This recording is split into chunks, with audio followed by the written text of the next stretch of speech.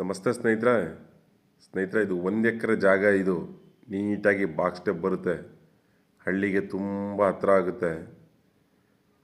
ತಾರ್ ರೋಡಿಂದ ಒಂದು ಅರ್ಧ ಕಿಲೋಮೀಟ್ರ್ ಆಗುತ್ತೆ. ಬೇಗೂರಿಂದ ಒಂದು 5 ಕಿಲೋಮೀಟ್ರ್ ಆಗುತ್ತೆ ಸ್ನೇಹಿತರೆ. ಗುಂಡ್ಲುಪೇಟೆ ರಿಜಿಸ್ಟ್ರೇಷನ್ ಇದು. ಅಕ್ಕಪಕ್ಕ ಎಲ್ಲ ತೋಟಗಳಾಗೈತೆ. ಕೆಂಪು ಮಣ್ಣು, ಜರ್ನಲ್ ಪ್ರಾಪರ್ಟಿ ಇದು. ಇದು ಎಕರೆಗೆ 38 ಲಕ್ಷ ಹೇಳ್ತವ್ರೆ. ರೇಟಲ್ಲಿ ನೆಗೋಷಿಯಬಲ್ ಆಗುತ್ತೆ ಸ್ನೇಹಿತರೆ.